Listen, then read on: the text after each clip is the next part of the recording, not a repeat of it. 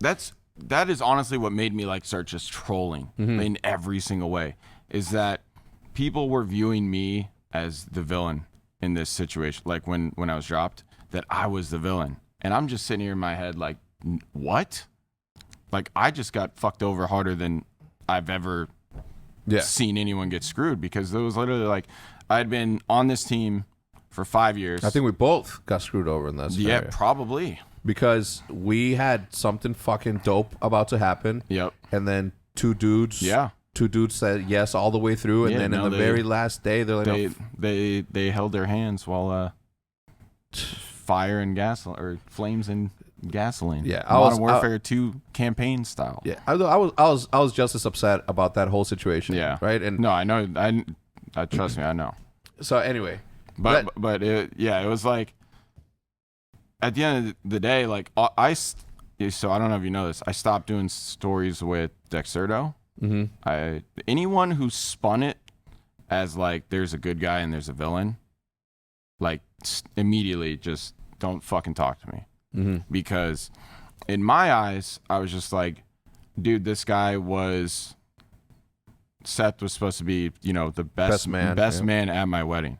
You know, usually people have your brothers, but honestly, I haven't talked to my brother in a while. Well, I wouldn't have my brother. I see that a lot too, that people have their brothers, but your brother's already family. Yeah. And I don't know if it's a Mexican thing or what, but like for me, like my brother wouldn't be my best man. That's my brother. You know what I mean? Like I would make one of my best friends, like, you know, I would make them step up. Like I'm from that culture, not from the other one. I don't even remember who Fuiz's best man was. Yeah. I don't know. But it's just like, you know, during the World War II season, right? Like, you know, he didn't. That was probably his worst season. I'm pretty sure you'd agree with that. I think it was probably his worst year period. And all encompassing, not just fucking video games. Like his, you know, his lifestyle wasn't fucking anything that I approved of. Yeah, and, you know what I mean. And it's just like and it's like Sam and Zinni got dropped, and I mean even Formal. Like people thought we dropped Formal. No, he wanted to go to LG. Yeah. He was traded. Yeah, he wanted to leave. He was fucking traded. Yeah. Yes, he wanted to leave Seth. And that's why I'm like, okay, so, and then at the end of the year, right, we get top 24, whatever it was, right? And like Sam and Zinni, one of them, you know, like they both probably didn't deserve to be dropped. And at the end of the day, like I stuck up for Seth. And not only was he like he wasn't undroppable. Well, he sort of was, but at the end of the day, like I had a whole bunch of offers too.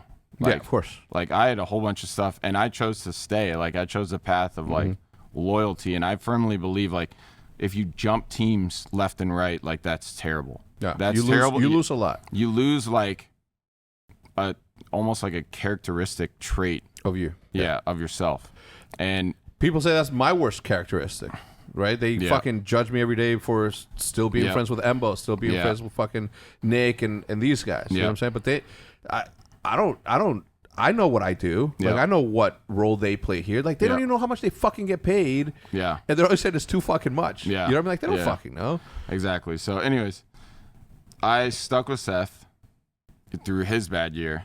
And then if you want to take Black Ops 4 as being my bad year, like, and then he didn't do the same for me. So in my eyes, I'm sitting here like, how am I the villain? You know, it makes no sense. And not only that, like, I took a huge salary cut in this whole transfer. Yeah. You know, because I was gonna take care of you because they had to buy me out. Yeah. And then, did they? I didn't know that. Yeah. They had to buy me out, so I took a cut. And then, it was literally like, what was it? I think it was at least 100 less. So, I mean, at the end of the day, it's like, it sucks, but I really don't think there was a good guy or a villain the whole entire time. I mean, maybe like afterwards, if you're going to talk about like trash talk and stuff. Yeah. But like, do you think it began there? That's where it began when you started trash talking? I think I got pissed the fact that it was being spun.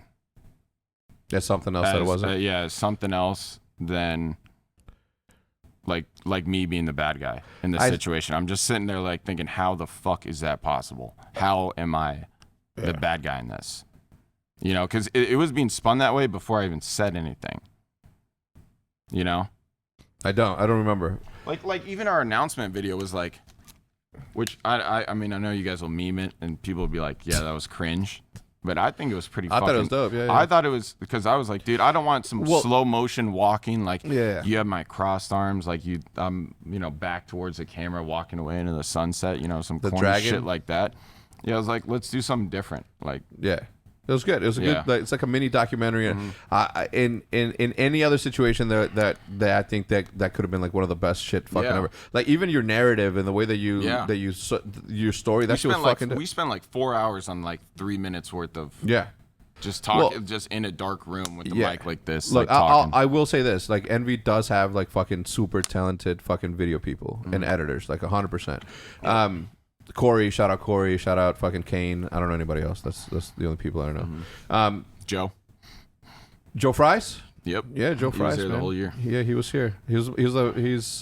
I had him here for the podcast. He brought me some. Anyway, so yeah, I still hope at one point or another there will be a mending of the fences. I don't know how long it's gonna take between you and Seth, but I know that I know that he liked you as a friend. I know you liked him as a friend, and just shit gets in the middle. And at some point or another, like both of you are gonna need to get over that, or not. But I hope that's the case, because you know, like we had something fucking up, and I hated the fact that you were gonna go, because my job is to sell fucking tickets. Yeah. And with what we had, there, like we would have won, continue to fucking win. It's not. Yeah. You know what I mean? Like that combination of players still had a lot. If everybody was able to just shut the fuck up and play the game. You know what I mean? Yep. And when you have superstars, if you have you as a superstar, the winningest fucking player, the fucking greatest of all time, when you have fucking Karma, the other greatest of all time, when you have fucking Formal and fucking Seth, like those are 4 massive fucking egos that, how do you control that? And then you have me too, like a fucking incredible player. You know what's funny is... another big ego. I think I saw it happening right after the... what event was it? What was the second event of World War II where TK won? Seattle. No, that was the last one. That's when you guys broke out. I think it was I think it was like New Orleans or something like that. But in that game, I sort of realized that like 3 months in, I was like, dude, I'm like the best on our team at this game. And then my only worry was, okay, if I'm the best, arguably on that team at the time, was someone going to step down and be support? And guess what? No one did. And that's when I knew. I was like, all right, something has to be done. And at the end of the day, like, it probably would have been the right move to just say, okay, we suck at this game this year, like just stick it out. And that would have been the right move, you know, in hindsight, even after that whole situation went down, all that stuff. But that was that was what I was thinking. I was like, okay, I feel like this is, you know, my game finally. We're back to boots after playing, you know, our team had only played jetpacks. Yeah. And now we're back on boots, and I'm like, I'm really fucking good. And then I think somewhere along the line, I was like, fuck it. Like, no one's doing the hard work. No one's doing the dirty work. And I remember trying to do that. And then it was like, no one was getting kills. And I'm just like, oh my God, dude. Like, someone please, like, you know, pull the flags, not plant the bombs. But, you know, just do the hard stuff that you don't get credit for. And no one did it. No. And that was why World War II didn't work. Well, no, I blame World War II on Seth specifically, because he just fucking wouldn't listen. The right move would have been for me to fly out to fucking LA, drag his ass out of that fucking house. Oh yeah, that was that year where and brought him here. Yeah. And I don't know. I think obviously he regrets it now, right? Obviously. But, you know, that was partly like, and the other thing is like, I was going through my own shit with the other shit. Yeah. Right. That was like year one of seeing shit happen. Yeah. So I'm like, I'm worried about that, trying to handle that shit. I'm trying to get this spun up so that you guys have somewhere fucking cool to fucking play. Yeah. And then I have to go fucking do like all this shit. So I think it was just like one of those, wait, what was it? Was it like fuck 2018? Was 2018 with the shit that everybody hated, and then 2019 got fucking worse, and then 2020 is fucking COVID. Like we've had 3 pretty fucking shit years. That's an org, I guess, or it's me. But I don't know. I think the blame during World War II, and you know whether he showed up at champs or not, like that shit doesn't matter. Yeah. Like I think it was more of a mental block that he was going through. I think even if he did show up, our team wasn't that good. Yeah. Our team was good, but you throw us in a tough spot. Yeah. And we choked every time. And that was why I was like, that's why I say, like, even though, you know, that where we got second of phase and then Seattle or whatever, like we still, like in hindsight, we still should have stuck. Yeah. Yeah. And that's why it's like, dude, people, like, there's rarely any changes that you swap one player out for another and your team, like, completely evolves. Yeah. Like, that, like, usually sometimes that happens and it'll make, like, a team slightly better, slightly worse. But rarely ever does it be like, wow, that team, like, for example, our team, when we went from Too Quick to Clayster, like, we went from, at the end of the day, we went from getting 4th and, you know, anywhere between top 4 to first every tournament. First dynasty, yeah. And at the end of the day, that's barely any, that's like, you know, that's 3 spots. But rarely ever is a team going to go from, like, top 12 to first on one roster move. And I think we were getting, like, we were getting top 8, top 12. Top 12, yeah. Yeah, we were getting bad placings, like, over and over. I was going to say top 16 because I think you guys came 14th one. Yeah. But let's do 12. Yeah, but that's why Formal wanted out. Yeah.